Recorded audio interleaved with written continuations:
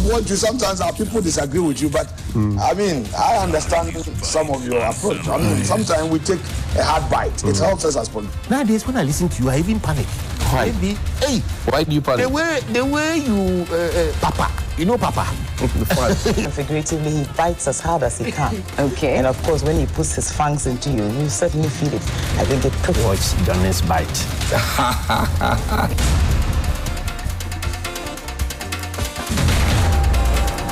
Johnny's Bite.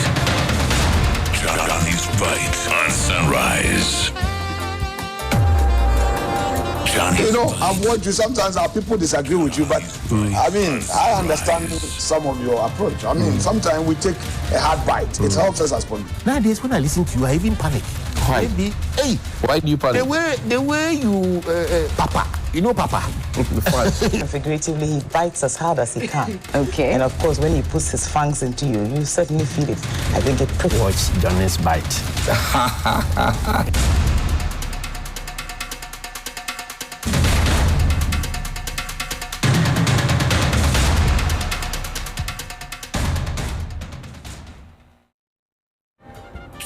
You know, I've watched you. Sometimes our people disagree with you, but I mean, I understand some of your approach. I mean, sometimes we take a hard bite. It helps us as politicians. Nowadays, when I listen to you, I even panic. Why? Hey, why do you panic? The way you, Papa, you know Papa. Figuratively, he bites as hard as he can. Okay. And of course, when he puts his fangs into you, you certainly feel it.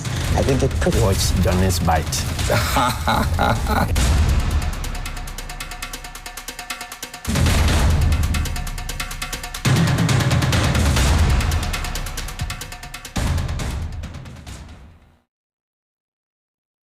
You know, I've watched you. Sometimes our people disagree with you, but I mean, I understand some of your approach. I mean, sometimes we take a hard bite. It's Bismillahir Rahmanir Rahim.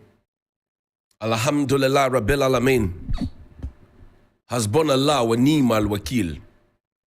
The Lord is my light and my salvation. Whom shall I fear? And yea, though I walk through the valley of the shadow of death, I will fear no evil, for you art with me. Thy rod and thy staff, they comfort me. Thou preparest a table before me in the presence of my enemies. You anoint my head with oil, my cup runneth over. And surely goodness and mercy shall follow me all the days of my life, and I will dwell in the house of the Lord forever and ever. Amen. Assalamu alaikum. It's Friday. Juma Mubarak to all our Muslim brothers and sisters. Welcome to Johnny's Bite. Yesterday, we had a swell time at the Labadi Beach Hotel, the US-Ghana business agenda, the expo that's happening. And I want to say congratulations to Simon and all the team. And they did fantastic. Jane as well. They did very, very well putting it together. Congratulations. Today, another session is ongoing. It's for free. You can just walk in there and you'll be fine. Now, yesterday, I'll talk about some of the issues that happened there, but I've seen something making the rounds. That some people are pushing for Mr. Julius Deborah to be vice presidential candidate for John Dramani Mahama. Oh, he has a statement.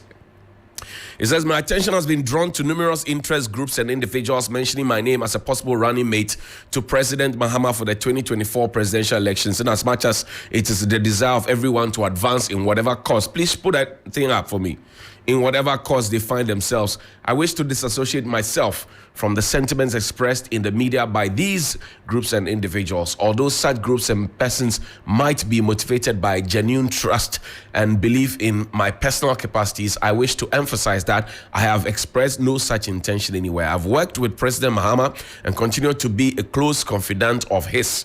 I have garnered enough experience working with him to know what he makes the right calls at the right time. He is not the kind of person to be lobbied for such a position. I know his intention is currently ceased with consultations with FEC and COE to fill outstanding positions of vice chairpersons, the various directorates of the party, fundraising and helping the members of the proposed elections and IT directorates to hit the ground running. I'm grateful for the kind thought behind the sentiments expressed, but I would wish that the president Mahama is giving the peace of mind to make his choice of running mate at whatever time he deems appropriate. Honorable Julius Depaah, dated the 9th of August 2023. Can we see his picture, please?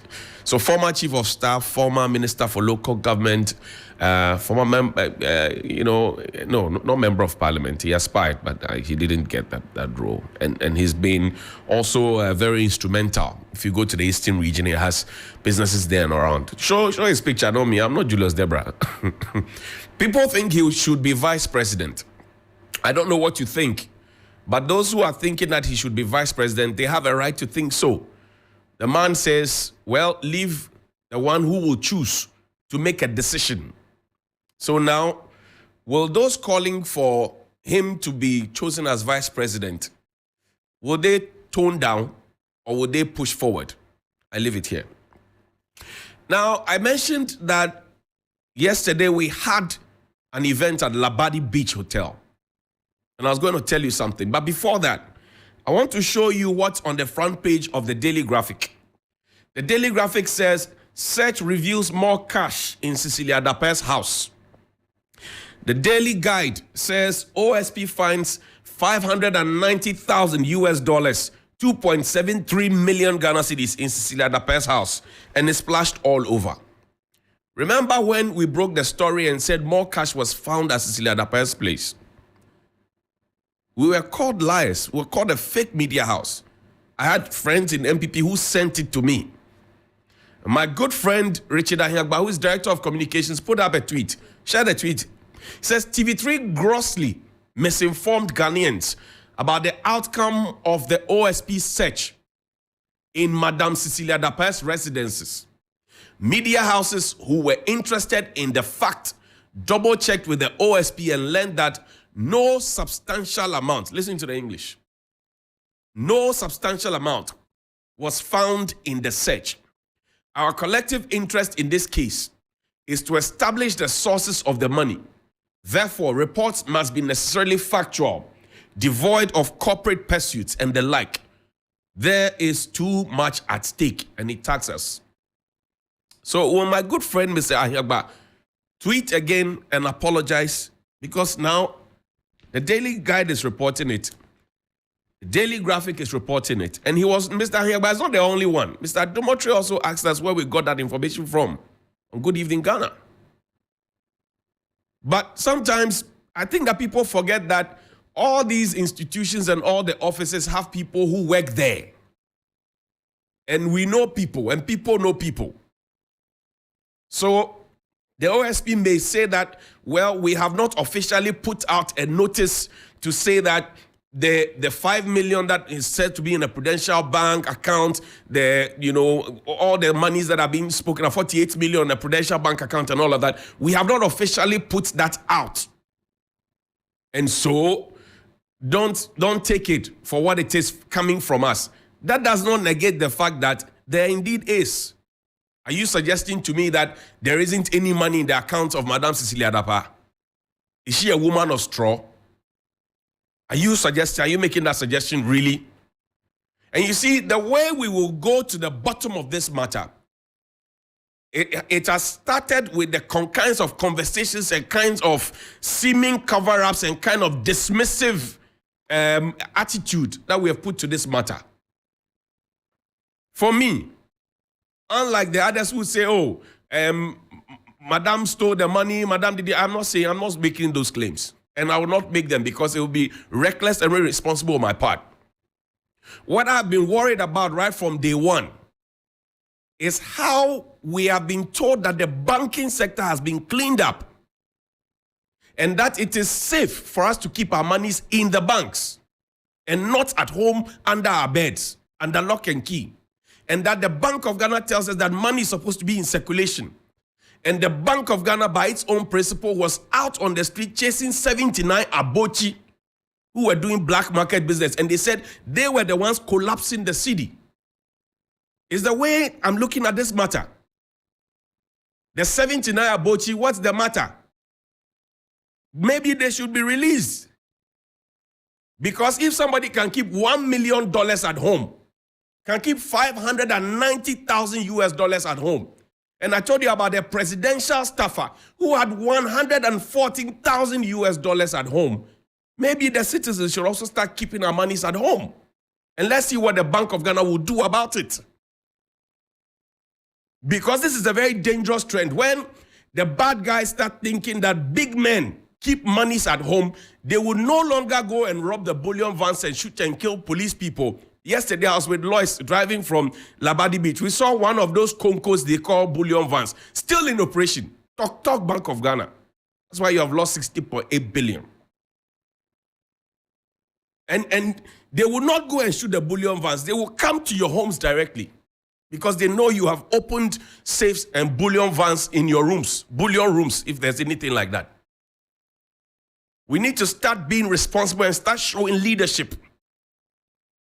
From the presidency to the Bank of Ghana to all those places, we need to start showing leadership. And as Mr. Eugene Entry said, he said, look, this will be part of the legacy of the Nana Addo Dankwa Akufo-Addo-led administration. It tells you one thing. Put that tweet from Mr. Gabriel Sarah Ochidako in 2014, 22nd July, 2014. He says, I think the next occupation must take place at the Bank of Ghana, specifically to petition the governor to depreciate himself entirely from the scene. Occupy BOG, occupy Central Bank, sack Wampa. What was Wampa's crime? How much did Wampa lose in one fiscal year? What did Wampa supervise? And what is Dr. Addison supervising? Is Mr. Ochidako able to marshal people to occupy, or is too busy perhaps? He put this up. I think the next occupation must take place at the Bank of Ghana, specifically to petition the governor to depreciate himself entirely from the scene. Occupy Bank of Ghana. Occupy Central Bank. Sack Wampa. Should we repeat this and put Occupy Bank of Ghana, Occupy Central Bank, and sack Addison? Maybe you just retweet it. Retweet it and tag Mr. Ochidako. He still has his Facebook and Twitter handles. Tweet it and tag him and ask him. Now, on the front page of the Finder newspaper, I read this. And it says, why vilify Bank of Ghana for saving the economy and slowing down rising cost of living? And I laughed. Who is vilifying the Bank of Ghana? Who slowed down the cost of living? Yesterday, I met 5 people who told me that they hadn't sold anything since morning. 2 of them I gave money to. 5 people. And I'll tell you what I saw at Labadi Beach yesterday. Yesterday at Labadi Beach, while we were busy having the first session, there was a panel conversation. First Vice President of Cosmos, former All-Star Insurance boss, creme de la creme, who were sharing some good ideas. There were people who were in the foyer, dressed up nicely. They stood by the food and ate the food until the first session finished. The first session, Mr. K.T. Hammond was there. Trade Minister, the American ambassador was there. High top profile dignitaries with good speeches. And I will play some of them for you later on the show. 3FM 92.7. Make time to tune in. The young people were standing by the food. Some old people as well, standing by the food. It tells you a story that all is not well. That somebody comes to a conference and they are not interested in what is being discussed at the conference. They are interested in the free food that is at the foyer. Your inflation is 43.1%. What that means is that if you have 100 cedis today, 43 cedis, 10 pesos is gone right from the get-go. So who is talking about slowing down the rising cost of living when the IMF is busy telling you to work on your inflation? Stop singing praises. The days of pampering are over. We won't sing praises for you. And when Martin Kpebu says that there are crooks in leadership, then we are angry. It's a very sad situation. Yesterday, I had a conversation with 2 other young people. And I asked that we shared ideas and we said, look, I've been talking about a comfy juice for a long time. I started drinking it when it was Eku juice. Right? I started drinking that. Eku juice. I started drinking that. In fact, it was at the MPP conference that was held at Trade Fair where I was giving a pack or so. So I developed a taste for it. I loved it. I even tweeted about it. Where is Eku juice? Is it a regular feature on your dining table, in your child's bag to school, a snack?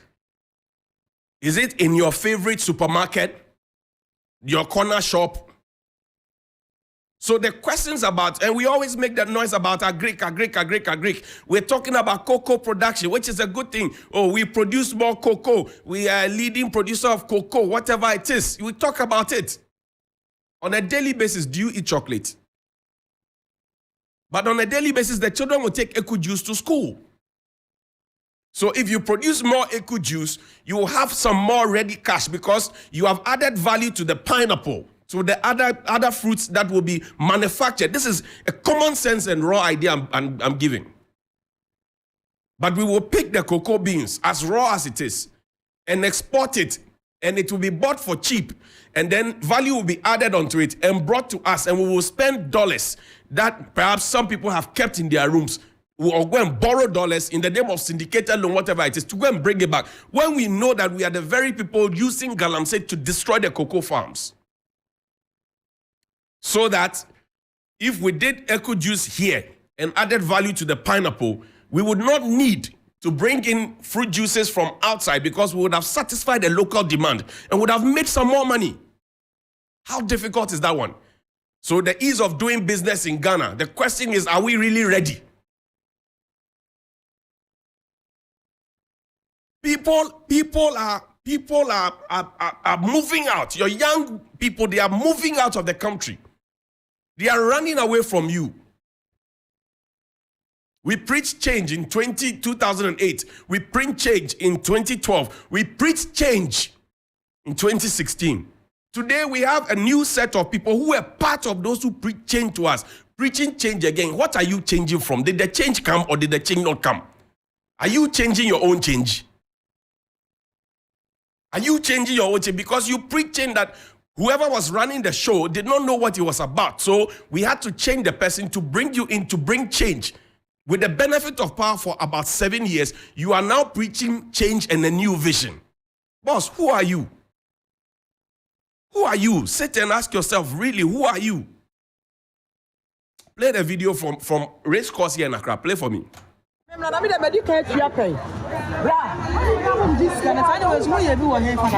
zisi ana omo ma me yakwa no mbe ne de so no na akoto ni nua na odi abegusu ono na akoto ni nua na odi abegusu na nipa tumi fa so we nyina wo ka yesi video sempe ni gang.